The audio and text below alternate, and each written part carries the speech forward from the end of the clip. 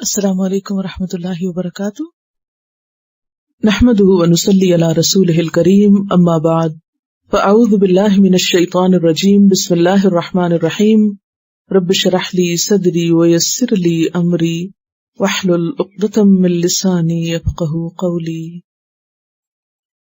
سبق نمبر 209 آیت نمبر 20 سے 32 تک. لیسن نمبر 209 آیت 20 to 32. وَمِنْ آيَاتِهِ أَنْ خَلَقَكُم مِّن تُرَابٍ ثُمَّ إِذَا أَنْتُمْ بَشَرٌ تَنْتَشِرُونَ. وَمِنْ آيَاتِهِ اور اس کی آیات میں سے ہے، نشانیوں میں سے ہے. اور آیات دو طرح کی ہوتی ہیں، کونی اور شرعی. یہاں پر کونی آیات کی بات ہو رہی ہے. وَمِنْ آيَاتِهِ اور اس کی یعنی اللہ کی نشانیوں میں سے ہے. اور آیات کونیہ اللہ کی قدرت اور اس کے کمال اور اس کی عظمت کی دلیل ہے، اللہ کی معرفت کا ایک بہت بڑا ذریعہ ہے.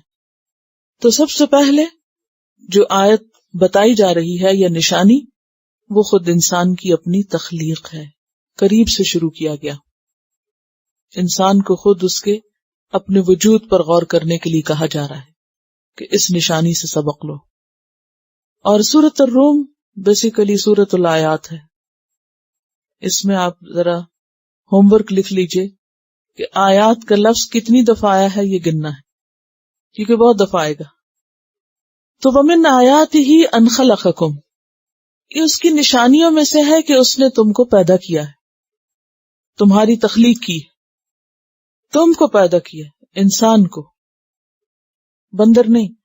من ترابن، مٹی سے، یعنی تمہاری اصل مٹی سے ہے. اور سب سے پہلا انسان آدم علیہ السلام، یعنی جو انسان سب سے پہلے بنا تھا، اس کو اللہ نے مٹی سے بنایا، اپنے ہاتھ سے بنایا. اور مٹی بظاہر دیکھنے میں اس میں کوئی عقل نہیں، کوئی فہم نہیں، کوئی حرکت نہیں، کوئی جذبات نہیں، کوئی احساسات نہیں، کوئی شعور نہیں، کچھ بھی نہیں. لیکن کیا ہوا پھر؟ ثم اذا انتم بشر تنتشرون، پھر جب تم انسان ہو چلتے پھرتے، منتشر ہوتے، یعنی ایک ایسی چیز کہ جس کے اپنے اندر کوئی لائف نہیں، ڈیڈ ہے، اس میں سے تمہیں بنا کر چلتے پھرتے انسان کی شکل میں ڈھال دیا. ثم کا لفظ جو ہے تراخی زمان کے لیے بھی آتا ہے اور تراخی فی الرتبہ کے لیے بھی آتا ہے.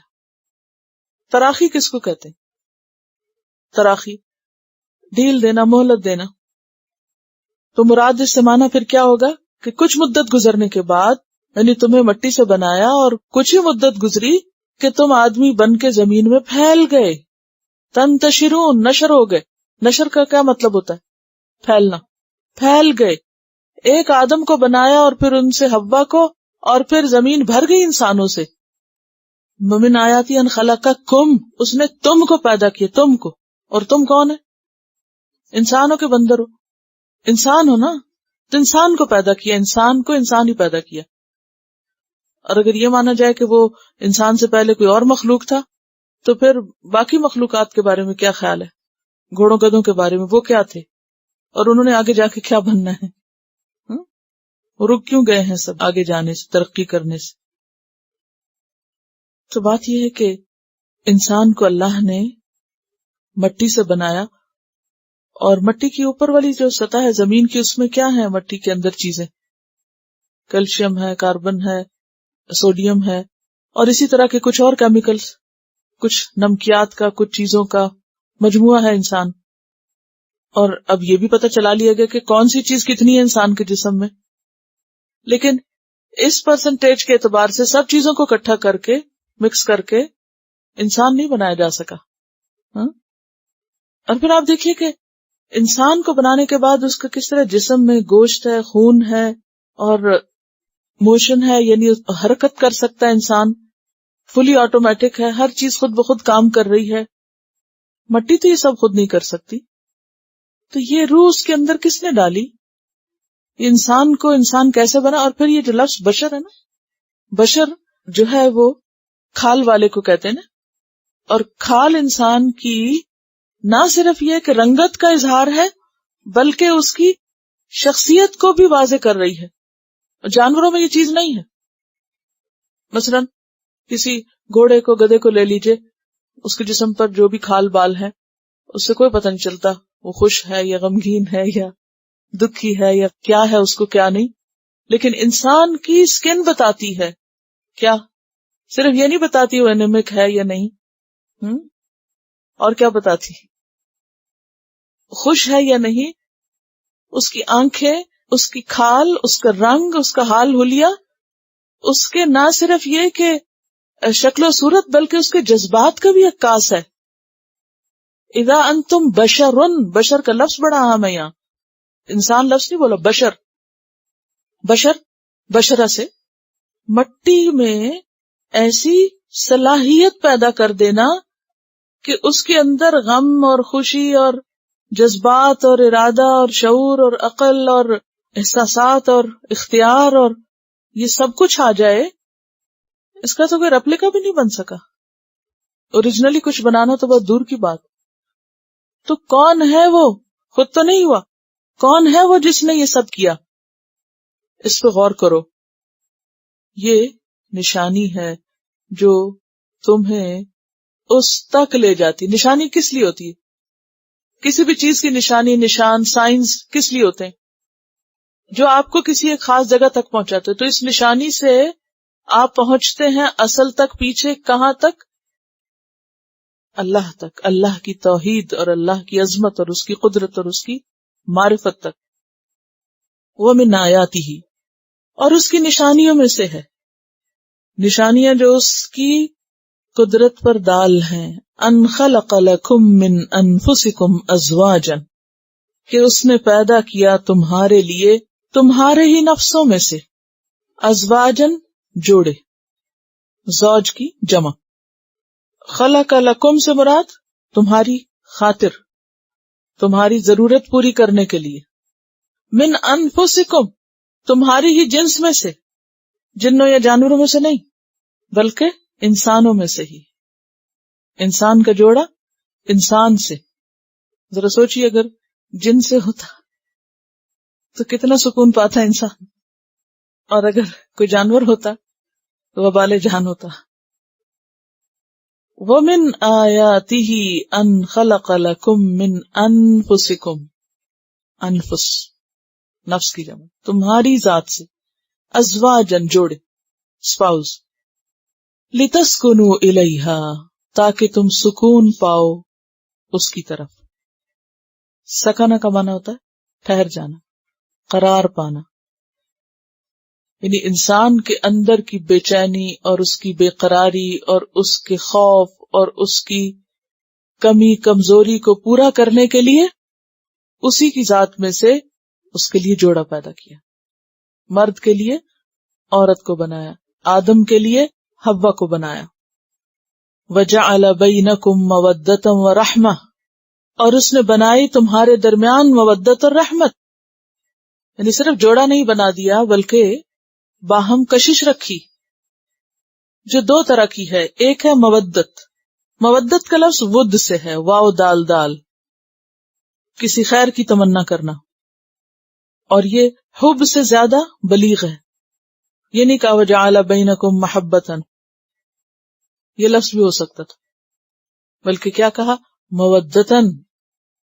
محبت عام طور پر سیلفش ہوتی ہے, اور مودت جو ہوتی ہے وہ اس سے آگے بڑھ کر ہوتی ہے, جس میں دوسرے کی خیر چاہنا بھی ہوتا ہے.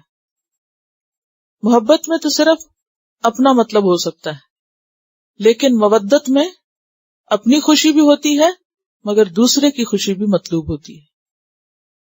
وَجَعَلَ بَيْنَكُمْ مَوَدَّةً, شوہر اور بیوی میں اللہ نے ایسی محبت رکھی کہ جس میں خود غرضی نہیں بلکہ اس محبت کے بعد قربانی کا جذبہ بھی ہے. دونوں ایک دوسرے کے لیے بہت کچھ قربان بھی کرتے ہیں, صرف لینے والے ہی نہیں ہوتے بلکہ دینے والے ہوتے ہیں. وَجَعَلَ بَيْنَكُمْ مَوَدَّةً وَرَحْمَةً, اور اس نے تمہارے درمیان مودت اور رحمت ڈال دی. إِنَّ فِي ذَلِكَ لآیات، بے شک اس میں البتہ نشانیاں ہیں، بہت سی نشانیاں ہیں، بہت سے سبق ہیں. کس کے لیے؟ لقوم یتفکرون، اس قوم کے لیے جو غور و فکر کرتی ہو، غور و فکر کی عادی ہو، بات کو گہرائی تک دیکھے. یقرؤن نہیں صرف کہ جو پڑھ کے آگے گزر جائے. جو بھی اللہ کی تخلیق میں غور کرے گا اور انسانوں کے اندر پائے جانے والے ان احساسات پر توجہ کرے گا تو حیران کن چیزیں سامنے آئیں گی کہ یہ کس طرح ممکن ہے. کیونکہ انسانوں نے جو کچھ بنایا اس میں وہ محبت نہیں ڈال سکے. انسانوں کی کریشن میں، مخلوق کی تخلیق میں اور خالق کی تخلیق میں کتنا بڑا فرق ہے نا. مثلاً آپ اس میز کے اندر مودت اور رحمت نہیں ڈال سکتے. کوئی بھی چیز آپ نے جو بنائی ہوئی ہے، کوئی طریقہ ہی نہیں کہ آپ اس کو کچھ انجیکٹ کر کے، کچھ الیکٹریسٹی اس میں ڈال کے یا کوئی اور انرجی ڈال کے آپ اس کے اندر محبت ڈال دیں اور پھڑپڑانے لگے محبت سے، تڑپنے لگے. ناٹ پاسبل، ڈال ہی نہیں سکتے. یہ اللہ ہی ہے جس نے بندوں کے اندر یہ سب ڈالا ہے. اور پھر آپ دیکھیے کہ خاص طور پر یعنی محبت ویسے تو سب انسانوں سے ضروری ہے کہ انسان ایک دوسرے سے محبت کرتے ہیں، لیکن شوہر اور بیوی کی سب سے زیادہ ضروری ہے، کیونکہ اس محبت کے بغیر دونوں کا تعلق کیا ہے آپس میں؟ جانوروں سے بھی بدتر ہے. کیونکہ ان کے درمیان ایک دوسرے کے لیے کوئی کشش نہیں، کوئی تعلق نہیں. اور پھر شوہر اور بیوی کے درمیان اگر محبت کا تعلق نہیں ہوتا تو سب سے زیادہ زندگی دوبر ہو جاتی ہے. یہ سب سے بڑی مصیبت ہوتی ہے انسان کے لیے کہ انسان کو کسی کے ساتھ بھی رہنا ہے اور اس کے لیے جذبات بھی کوئی نہیں. یہ بہت بڑی مصیبت ہے کہ دونوں کو ایک دوسرے کا طالب اور مطلوب ہونا چاہیے. اور جہاں تک عام لوگوں کے ساتھ تعلق ہے محبت کا تو وہ صرف اللہ کے لیے ہونی چاہیے. یہ بھی یاد رکھیے، جو محبت اللہ کی خاطر نہیں ہوگی وہ انسان کے لیے بہت بڑا فتنہ ہوگی. اس بات کو بھی چلتے چلتے سمجھ لیں.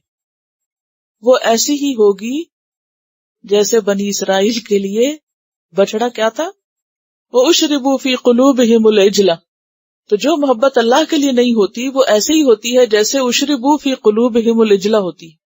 وہ جانوروں والی محبت ہوتی ہے، وہ بچڑے والی محبت ہوتی ہے جو ناپسندیدہ ہوتی ہے. ناپسندیدہ محبت کون سی ہے؟ جو بنی اسرائیل کو بچڑے سے ہوئی تھی. یا قوم انما فتنتم، یعنی وہ فطرے میں ڈالے گئے تھے. وہ محبت انسان کے لیے جو اللہ کی خاطر نہیں، وہ کیا ہے؟ فتنہ، مصیبت، آزمائش، وبال جان. انسانی محبتوں میں سے شوہر اور بیوی کی محبت، اور یا پھر مومن کی مومن سے محبت جو صرف اللہ کے لیے ہو، پسندیدہ ہے. کوئی غرض اور اس میں نہ ہو، کوئی نفسانیت اس میں نہ ہو. اور اگر وہ للہ اور فی اللہ نہیں تو بچڑا ہے جو انسان کو اللہ سے دور کرنے والی ہے. کسی بھی چیز کی محبت جو اللہ کی خاطر نہیں، چاہے وہ مال کی ہے یا اولاد کی ہے یا کسی بھی چیز، وہ انسان کے لیے کیا ہے؟ امتحان ہے، فتنہ ہے. کیا فتنہ؟ مصیبت، بلائے جان. وہ اسے اللہ سے دور کر دے گی، اس کے مقصد سے دور کر دے گی اور بہت دور پھینک دے گی اللہ سے. تو سب اپنی محبتوں کا جائزہ لیں. محبت انسان کے لیے اتنی ضروری ہے جتنا کھانا پینا. کوئی دل محبت سے خالی نہیں ہوتا. لیکن آپ نے کس چیز کو مرکز محبت بنایا ہوا ہے؟ کیا وہ اللہ کی خاطر ہے یا نہیں؟ کیونکہ جو اللہ کی خاطر ہوگی نا محبت، وہ اللہ کی طرف بڑھنے میں مدد دے گی، وہ اللہ سے دور نہیں لے جائے گی. یہ پہچان ہے اس کی بہت بڑی. اور اس میں اللہ کی لگائی ہوئی حدود سب سے زیادہ اس کا خیال ہوگا. ورنہ کیا ہے؟ ورنہ صرف نفسانیت. نفسانیت کس کو کہتے ہیں؟ لسٹ، صرف شہوت. اور وہ شہوت انسان کو ہلاکت کی طرف لے جاتی ہے. یہ دو ہی قسم کی محبتیں ہیں دنیا میں. ومن آیاتی، اور اس کی نشانیوں میں سے ہے، خلق السماوات والارض، پیدائش آسمانوں اور زمین کی. اب دیکھیے، انسان کی تخلیق کے بعد، اپنی ذات سے غور و فکر کرانے کے بعد، جسمانی طور پہ، پھر اس کے بعد یعنی بشر کے اوپر، پھر بشر سے محبت اور رحمت کے رشتوں کے اوپر، اور پھر اس کے بعد کائنات کی طرف.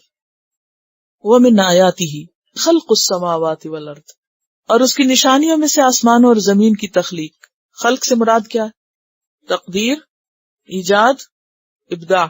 جی، کہ اللہ نے ان کو پلان کیا، ایجاد کیا اور نئے سرے سے بنایا، کوئی مثال نہیں تھی پہلے. خلق السماوات والارض، تو اللہ کے لیے جب خلق کا لفظ آئے تو اس میں کیا ہوتا ہے؟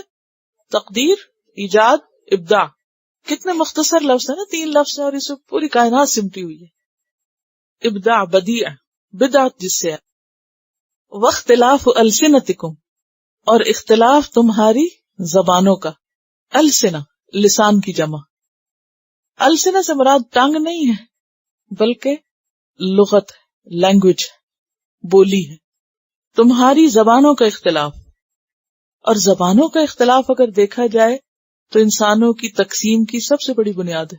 انسانوں کو جو مختلف گروہوں میں تقسیم کیا ہے اس میں جو بہت ایک اسٹرانگ بنیاد ہے وہ زبان ہوتی ہے.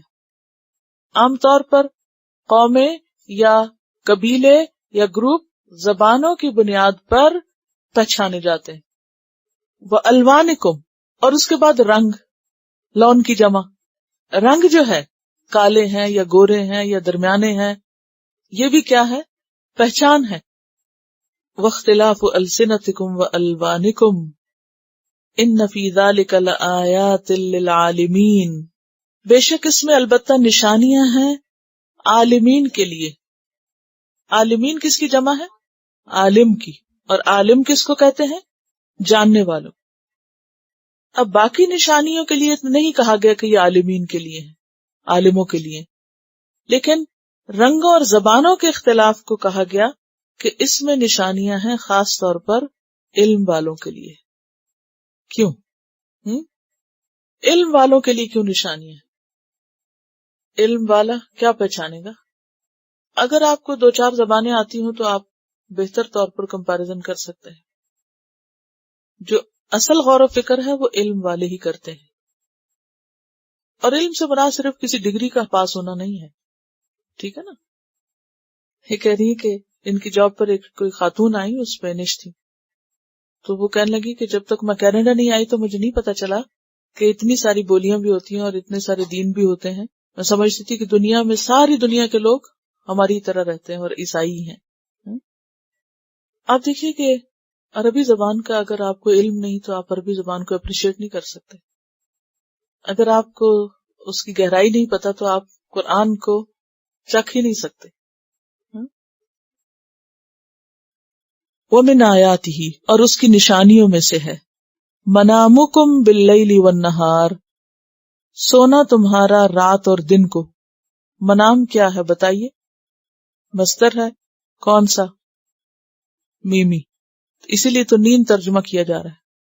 تمہاری نیند یا نیند کرنا یعنی سونا تمہارا. اور مصدر میمی اور کیا ہوتا ہے؟ ظرف، اسم ظرف بھی ہوتا ہے. تو تمہاری نیند کا وقت اور جگہ، تمہاری خوابگاہ. لیکن یہاں مصدری معنی کریں گے ہم. اور منامکم مضاف اور مضاف الیہ بھی ہے. ومن آیاتہ کیا ہے؟ یہ بھی مضاف الیہ. ومن آیاتی منامکم، اور منام یا نیند کیا ہے انسان کی؟ وفات صغرا، چھوٹی وفات. ایک روح نکلتی ہے ہر روز جب انسان سوتا ہے، اور ایک روح نکلتی ہے جب انسان فوت ہوتا ہے، وفات کبرا. تو اللہ کی نشانیوں میں سے ہے کہ انسان جیتا جاگتا بشر ہے، چلتا پھرتا، اور پھر کام کرتے کرتے تھک جاتا ہے اور نیند آ کے اس کو دبوچ لیتی ہے، غالب آ جاتی ہے نیند اس کو، اور ایک روح اس کی لے لی جاتی ہے. نیند کے آگے انسان کتنا بے بس ہوتا ہے. کہتے ہیں نا کہ نیند تو سولی پہ بھی آ جاتی ہے. تو جسم کی راحت کے لیے جہاں مختلف چیزیں بنائی وہاں انسان کی نیند بھی بنائی.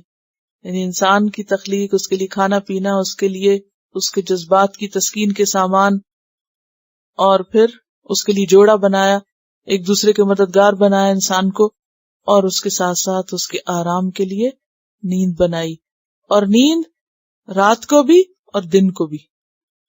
رات کی نیند تو رات کی نیند ہے، لیکن دن میں قیلولہ جو ہے وہ بھی سنت ہے. اور قیلولہ سے مراد کھانا کھا کے 2-3 گھنٹے سونا نہیں ہے، کیونکہ کھانے کے فوراً بعد سونا دلوں کو سخت کرتا ہے. اس سے مراد دوپہر کے وقت تھوڑا سا، چاہے وہ کھانے سے پہلے ہو یا بعد میں ہو، سکون سے خاموشی سے آدھا گھنٹہ کام روک دینا ہے. تو یہ اللہ کی نعمت ہے اور اس کی نشانی بھی ہے کہ اس نے تمہارے کام کے لیے تمہارے لیے آرام کا ذریعہ بنایا نیند کو. وابتغاؤکم، اور تمہارا تلاش کرنا، چاہنا، یہ بھی نشانی ہے. ومن آیاتہ ہی میں سے ہے. کیا تلاش کرنا؟ من فضلہ، اس کا فضل، رزق یعنی اسباب معاش. تو یوں ہوگا ومن آیاتہ منامکم اور ومن آیاتہ ابتغاؤکم. اور پھر اس کا فضل نہ صرف یہ کہ دن میں، بلکہ ضرورتاً رات میں بھی تلاش کیا جا سکتا ہے. یعنی رات کی جاب کرنا اگر دن کی نہ ملے تو شرعی لحاظ سے منع نہیں. وابتغاؤکم من فضلہ، کیونکہ اس میں رات یا دن کی قید نہیں لگائی، عام کر دیا اس کو. اگرچہ پسندیدہ کیا ہے کہ انسان دن میں کام کرے اور رات میں آرام کرے اور دن میں سونے سے بچے. عبداللہ بن عباس دن کے سونے، خصوصاً چاشت کے وقت سونے کو ناپسند کرتے، اور وہ کہتے کہ دوپہر کے سوا دن کے کسی حصے میں نہ سویا جائے. ان فی ذلک لآیات، بے شک اس میں بھی نشانیاں ہیں، ایک نہیں کئی ایک. لقوم یسمعون، ان لوگوں کے لیے جو سنتے ہوں. یہاں پر آپ دیکھیے کہ یسمعون کی بات آئی، سننے والوں کے لیے، کیونکہ یہاں پہلے رات کا ذکر آیا نا، اور پھر کام کاج کا. تو جب انسان سو رہا ہوتا ہے یا سونے کے قریب ہوتا ہے تو اس وقت سو سکتا ہے جب اس کے کان سننا بند کرتے ہیں.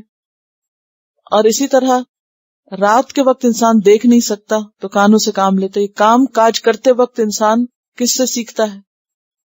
سن کے سیکھتا ہے، مختلف باتوں سے، مختلف طرح کی چیزوں سے.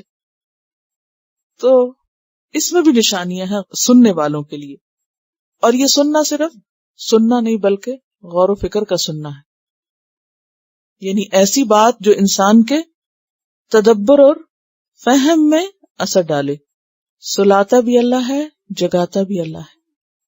اگر وہ نہ اس روح کو لے جسے لینے کے بعد ہی سو سکتے ہیں آپ، تو آپ کیا کر سکتے ہیں؟ نکال سکتے ہیں اپنے اندر سے؟ کیا مجھے نیند آ جائے؟ نہیں.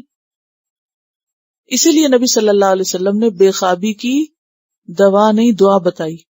اب دوائیں تو بہت عام ہو گئی، لیکن ایسے سب لوگوں کو یہ دعا سکھا دینی چاہیے. کون سی؟ اللہم غارت النجوم وہدات العیون وانت حی قیوم لا تأخذک سنۃ ولا نوم اہدی قلبی وانم عینی. اس کو زبانی یاد کر لیں تاکہ اگر کسی وقت نیند نہ آئے تو پھر کھول کے تو کتاب نہیں پڑھ سکیں گے، دل ہی دل میں لیٹے لیٹے پڑھیں گے تو انشاءاللہ نیند بھی آ جائے گی. ومن آیاتہ، اور اس کی نشانیوں میں سے ہے، یریکم البرق، وہ دکھاتا ہے تم کو بجلی، خوفاً، خوف کے ساتھ، وطمعاً، اور امید کے ساتھ. یعنی ایک ہی بجلی میں دو چیزیں. کون کون سی؟ خوف بھی اور امید بھی. اختلاف ہے نا، یہ پیچھے بھی رنگوں زبانوں کا اختلاف ہے، تو اسی طرح اور چیزوں میں بھی. آپ بجلی دیکھتے ہیں تو کچھ لوگوں کے لیے وہ خوف کا ذریعہ ہوتی ہے، خصوصاً جو گھروں سے باہر ہوتے ہیں، اور کچھ لوگوں کے لیے امید کا ذریعہ ہوتی، جیسے کسان وغیرہ ہوتے ہیں کہ بارش آئے گی اور اس کے ساتھ ساتھ پیداوار زیادہ ہوگی، اور اگر موسم گرم ہو تو بھی بہت اچھا لگتا ہے یہ سب کہ موسم اچھا ہو جائے گا. لیکن امید کے ساتھ ہر شخص کے لیے بجلی کے چمکنے، کڑکنے، گرنے میں لا محالہ ایک خوف بھی ہے. چاہے امید ہو بھی اس کے اندر اچھا پہلو بھی ہے، لیکن خوف کا پہلو ہر ایک کے ساتھ ہے. اس لیے خوف کا ذکر بھی پہلے کیا گیا. وَيُنَزِّلُ مِنَ السَّمَاءِ مَاءً، اور وہ اتارتا ہے آسمان سے پانی مناسب مقدار میں. فَيُحْيِي بِهِ الْأَرْضَ بَعْدَ مَوْتِهَا، پھر زندہ کرتا ہے اس کے ذریعے زمین کو اس کی موت کے بعد. کس کی موت کے؟ زمین کی. اور اس میں بھی آپ دیکھیں اللہ تعالیٰ نے جس طرح بارش برسائی ہے، اگر یہ سارا پانی اچانک انڈیل دے زمین پر تو کیا ہو، جہاں انڈیلا جا رہا وہاں تو گڑھے پڑ جائیں. اور اگر کسی کے گھر پہ آ جائے سارا، دیکھیں نا کہ اگر آپ ایک ٹیپ بھی پریشر والی کھولیں تو کیا ہوتا ہے، باقاعدہ آپ کو لگتا ہے کہ کچھ چیز تھوڑے برس رہے ہیں آپ کے اوپر. تو اگر ہلکے ہلکے فوار کی شکل میں برسنے کی بجائے نہیں، کتنی آپ دیکھیے کہ وسیع پیمانے پہ بارش ہو رہی تھی اور ہر جگہ سے قطرے ٹپک رہے ہوتے ہیں. اور اگر یہ قطرے ٹپکنے کی بجائے بالٹیاں برسنے لگے تو کیا ہو، کھیت پہ برسے تو اس کا حشر ہو جائے، گھر پہ برسے تو وہ برباد ہو جائے، آپ پہ برسے تو دری ختم ہو جائے. لیکن ہر چیز پہ برستی ہے بارش، گھروں پہ بھی، درختوں پہ بھی، سڑکوں پہ بھی، اور سب خوشی خوشی اسے برداشت کر رہے ہوتے ہیں.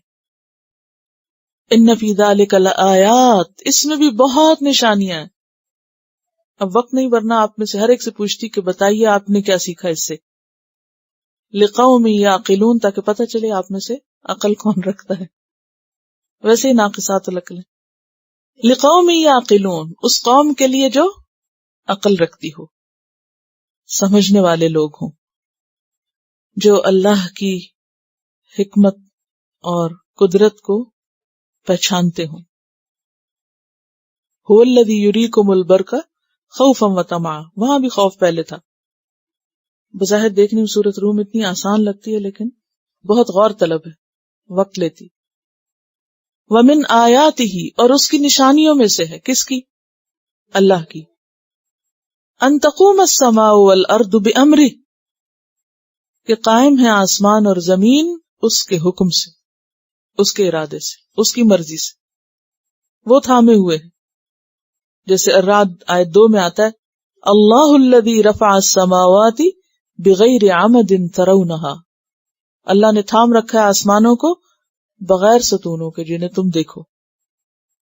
اور اگر آسمان اپنی جگہ سے ہل جائے اور گر پڑے، یا زمین اپنی جگہ سے آگے پیچھے ہو جائے تو زندگی باقی نہ رہے.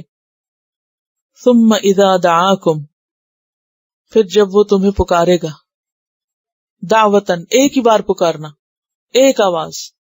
یہ کب ہوگا؟ قیامت کے دن. کس چیز کی طرف اشارہ ہے؟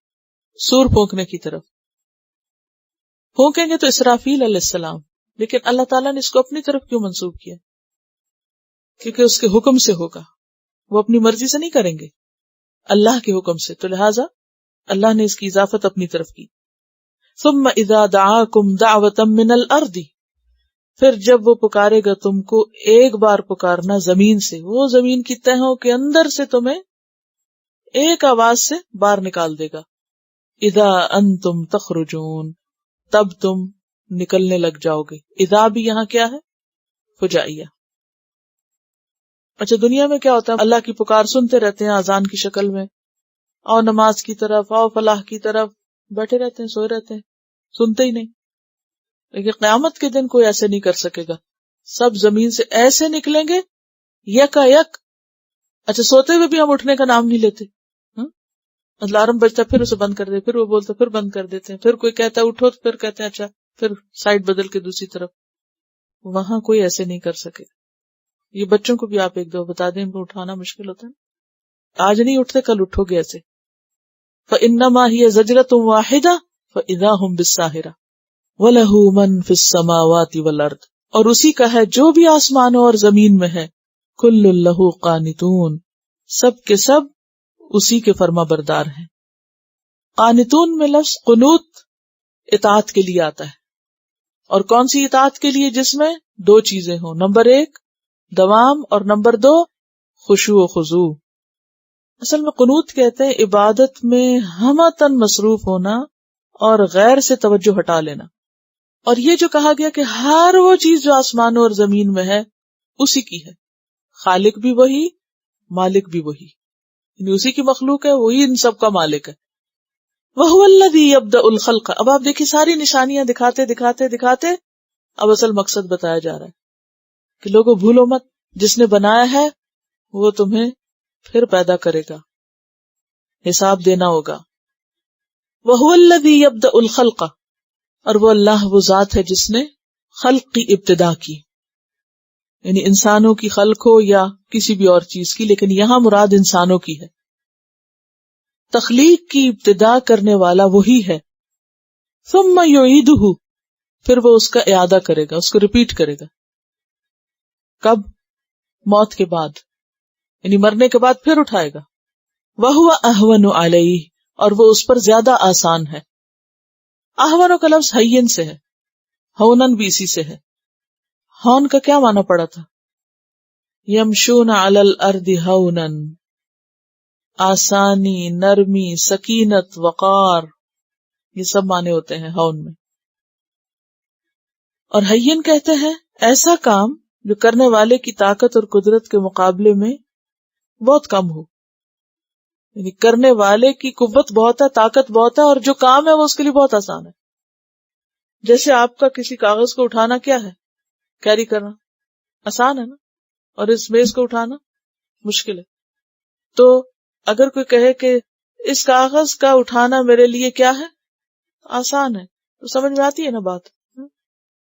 بتایا جا رہا ہے کہ اللہ نے تم کو پیدا کیا تھا پہلی دفعہ جب تم کچھ بھی نہ تھے، اور دوبارہ پیدا کرنا تو اور بھی آسان ہو گیا. اگرچہ پہلا بھی مشکل نہیں تھا اس کے لیے، اس کا یہ مطلب نہیں کہ پہلی دفعہ پیدا کرنا مشکل تھا. پہلی دفعہ بھی مشکل نہیں تھا، لیکن دوبارہ تو اور بھی آسان ہے، آسان تر ہے، یعنی ابتدا کی نسبت. وَلَهُ الْمَثَلُ الْأَعْلَى فِي السَّمَاوَاتِ وَالْأَرْضِ، اور اسی کے لیے ہے اعلی مثال آسمانوں میں اور زمین میں. مثل کا کیا معنی ہوتا ہے؟ مثل کس کو کہتے ہیں؟ پڑھ چکے ہیں نا پیچھے. مشابہ، ایک ہوتا مثل اور ایک ہوتا مثل. مثل وصف کے لیے آتا ہے نا، اور مثل مشابہ کے لیے. کیا یہ انسان کے لیے استعمال ہوتا ہے مثل یا مثل؟ ہوتا ہے مثال. لیکن قرآن میں 2 دفعہ اللہ کے لیے آیا ہے اور ال کے ساتھ آیا ہے. باقی جس کے لیے بھی آیا ہے وہ مثل الذین یا مثال ال کے بغیر ہے، اور اللہ کے لیے ال کے ساتھ ہے. تو یہاں کس کے ساتھ ہے؟ لام تعریف کے ساتھ. وَلَهُ الْمَثَلُ الْأَعْلَى، تو مثل نہیں ہے یہاں، المثل ہے، یعنی ایسا وصف جو کسی دوسرے میں ممکن نہیں. مثل کا معنی پہلے لکھیں، وصف، تعریف، شان. الاعلی، اعلی، اللہ کی مثال سب سے اعلی ہے، ارفع ہے.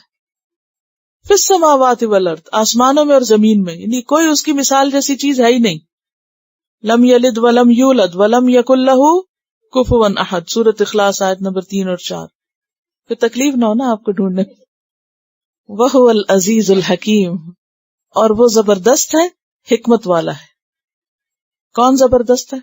اللہ، اور وہ حکمت والا بھی ہے.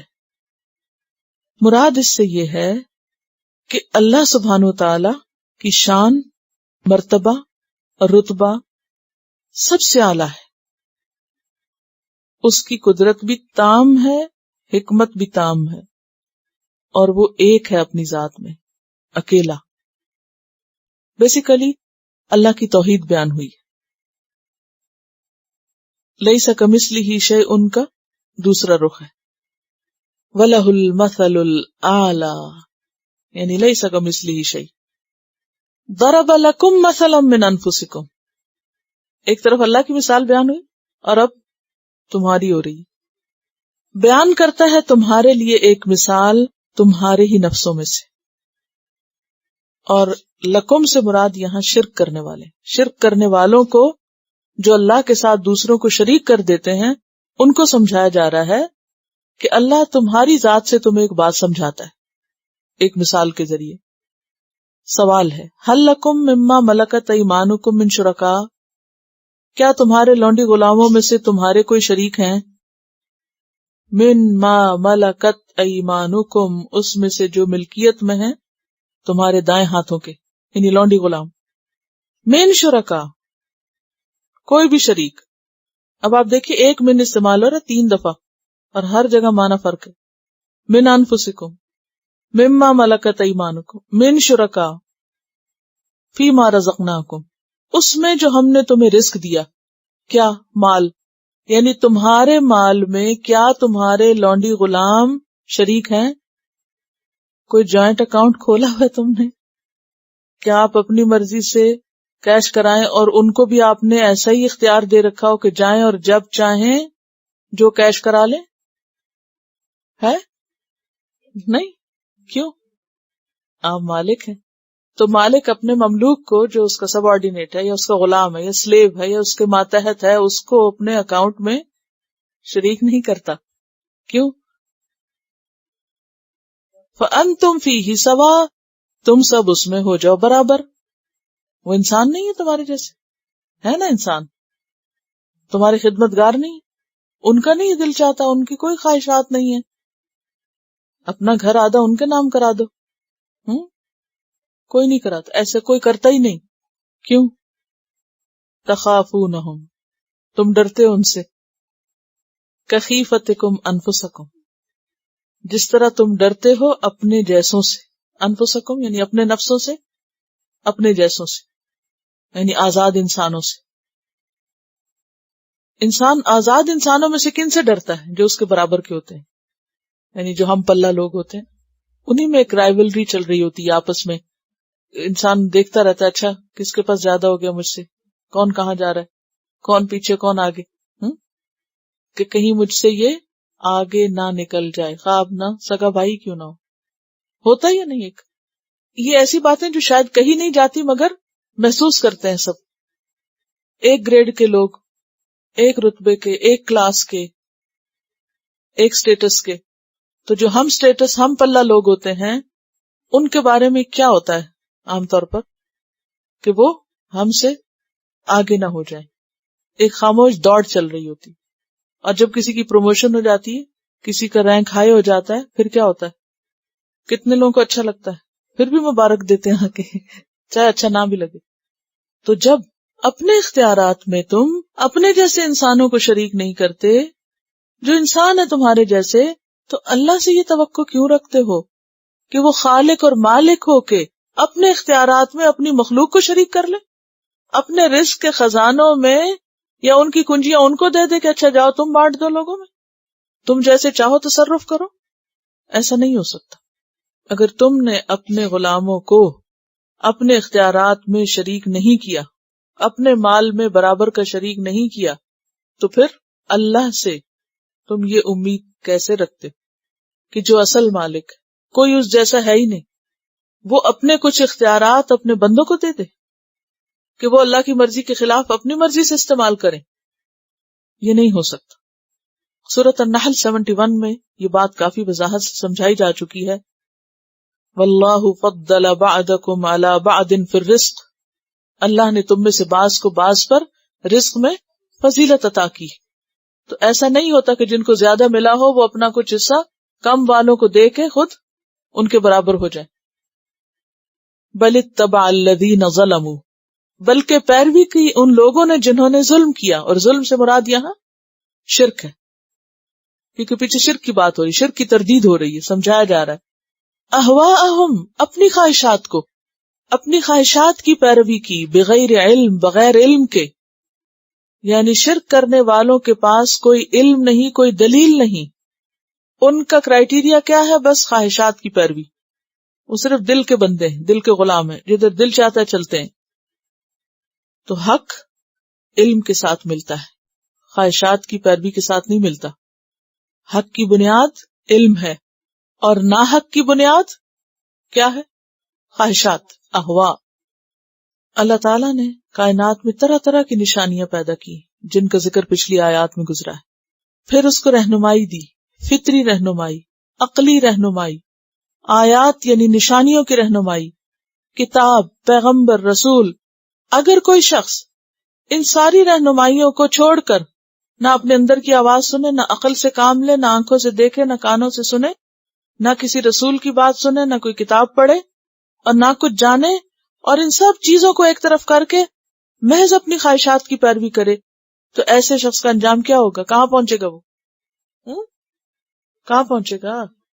گمراہی کے کھڈ میں. اسی لیے آگے فرمایا فَمَن يَهْدِي مَنْ أَضَلَّ اللَّهُ، پس کون ہدایت دے گا اس کو جسے اللہ بھٹکا دے. تو اللہ کس کو بھٹکاتا ہے؟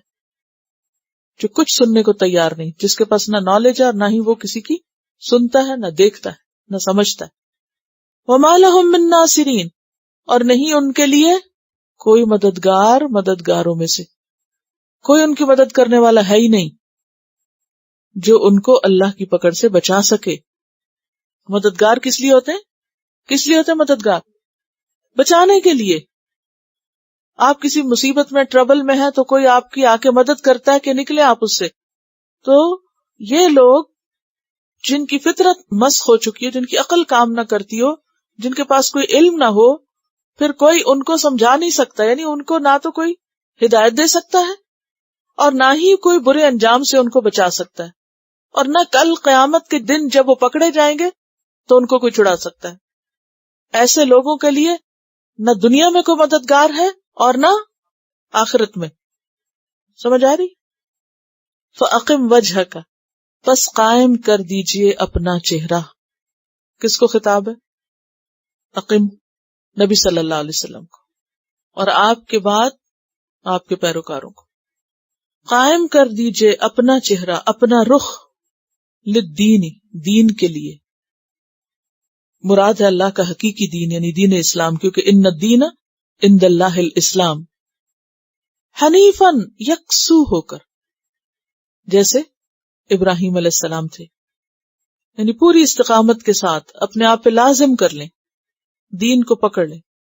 حنیف کا لفظ کس سے ہے؟ حنفہ سے. حنفہ کا کیا معنی ہوتا ہے؟ گمراہی سے پھر کے ہدایت کی طرف مائل ہونا.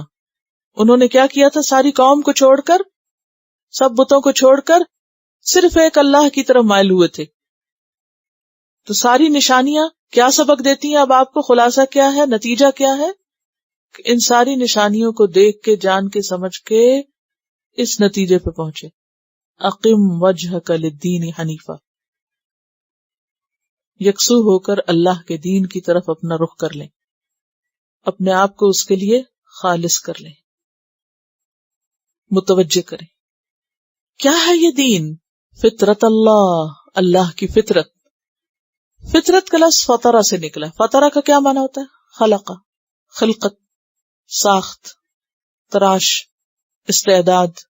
فطرت اللہ، یہ اللہ کی تخلیق ہے، ساخت ہے، ڈھانچہ ہے. التی فطر الناس علیہا، جس پر اس نے لوگوں کو پیدا کیا. اللہ نے لوگوں کو کس پہ پیدا کیا ہے؟ توحید پر. اس خاص پروگرام کے ساتھ ان کی فطرت میں رکھی ہے توحید. جیسے کہ وہ حدیث میں بھی آتا ہے نا، کل مولود یولد علی الفطرہ، اور فطرہ سے مراد کیا ہے وہاں؟ توحید. حتی یکون ابواہ ہم اللذان یحودانہ او ینصرانہ او یمجسانہ، کہ ہر مولود فطرت پر پیدا ہوتا ہے تو اس کے ماں باپ ہوتے ہیں جو اس کو یہودی، عیسائی اور مجوسی بنا دیتے ہیں. جس طرح ہر جانور صحیح سلامت پیدا ہوتا ہے اور ان میں سے تم کسی کے بھی کان کٹے ہوئے نہیں پاتے، پھر وہ پیدا ہوتے ہیں تو بتوں کے نام پر تم ان کے کان کاٹ دیتے ہو. فطرت اللہ التی فطر الناس علیہا، یعنی یہ اللہ کا دین ہے جس پر اللہ نے بندوں کو پیدا کیا ہے. گویا ہر بندے کی پیدائش کے ساتھ اس کے اندر توحید کا شعور رکھا ہے، حق کو قبول کرنے کی صلاحیت رکھی ہے. اللہ نے کسی پہ ظلم نہیں کیا کہ اس کو اس احساس کے بغیر پیدا کر دے. لا تبدیل لخلق اللہ، نہیں تبدیل ہونا اللہ کی فطرت کو، خلق کو. یعنی وہ اپنی جگہ ہوتی ہے، یہ الگ بات ہے کہ ہم اس کے اوپر پردے ڈال دیتے ہیں. ذالک الدین القیم، یہ ہے درست دین. کیا؟ دین حنیف پر قائم ہونا. القیم، قیم ہوتا ہے درست، ٹھیک. قیم مبالغہ کا صیغہ ہے، ایسا سیدھا جس میں کوئی کجی نہ ہو، جس میں غلطی کا امکان نہ ہو. ذالک الدین القیم ولکن اکثر الناس لا یعلمون، لیکن اکثر لوگ نہیں جانتے.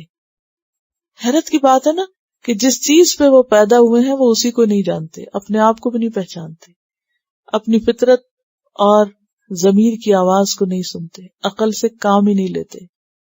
منیبین الیہ، یہ کب ہوتا ہے؟ جب انسان اس کی طرف پلٹتا ہے. انابہ کا کیا مطلب ہوتا ہے؟ لوٹنا، نوب سے، نوبن. راجعین کس طرح؟ توبہ سے، اخلاص العمل سے. جن چیزوں کا اللہ نے حکم دیا وہ کر کے، اور جن سے بچنے کے لیے کہا ان سے بچ کے. صحیح دین کیا ہے کہ انسان کیا کرے؟ اللہ کی طرف لوٹتا رہے. واتقوہ، اور اس سے ڈرے.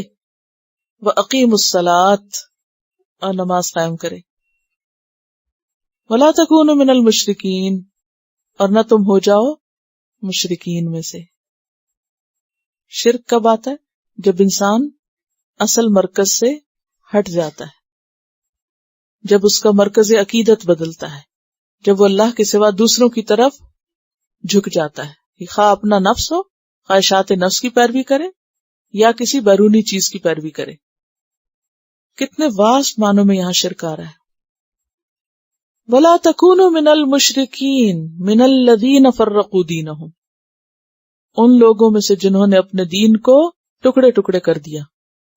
فرق یفرق تفریق، اور دین کو ٹکڑے کب کیا جاتا ہے؟ جب انسان اپنی خواہش کی پیروی کرتا ہے. تو مشرکین وہ ہیں جنہوں نے دین فطرت اور دین حق میں تفریق پیدا کر دی. وَكَانُوا شِيَعًا، اور وہ گروہ گروہ بن گئے. شیعتن کی جمع، اور شیعہ کہتے ہیں ایسی جماعت کو جو کسی مقتدا کی پیروکار ہو، یعنی جو کسی ایک امام کو مانتی ہو. ٹھیک، مقتدا ہوتا ہے جس کی قیادت میں وہ جا رہا ہو، کوئی اس کے فالوورز جو کسی ایک لیڈر کو فالو کریں. تو شیعان گروہ گروہ، یعنی زیادہ گروہ. اور ہر گروہ کیسے بنتا ہے؟ جب مرکز عقیدت بدلتا ہے. گروہ شخصیات پر بنتے ہیں عام طور پر، جیسے قبیلے.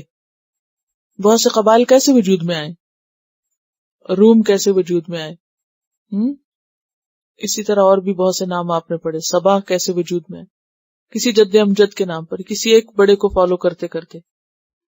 تو اسی طرح مذہب کے اندر بھی، دین کے اندر بھی فرقے کب بنتے ہیں؟ جب بہت سے امام اور بہت سی شخصیات اہم ہو جاتی ہیں اصل امام سے ہٹ کے. جب اماموں کے امام کو فالو کیا جائے تو اتحاد ہوگا، اور اگر ہر گروہ اپنے امام ہی کو دوسروں سے بہتر ثابت کرنے میں لگ جائے تو اختلاف شروع ہو جائے گا. کل حزب بما لدیہم فرحون، ہر گروہ جو بھی ان کے پاس ہے اس پہ خوش ہو رہے ہیں. پھر ہر ایک کیا سمجھتا ہے؟ میں ہدایت پر ہوں اور میرے علاوہ باقی سب گمراہ ہیں. یہ پھر غلوب ہوتا ہے. یہیں سے خرابیاں شروع ہوتی ہیں. اور یاد رکھیے کہ مسلمانوں پر جتنی مصیبتیں آئی ہیں اسی وجہ سے آئی ہیں. آپس کے ایسے اختلاف اور ایسی تفرقہ بازی کی وجہ سے.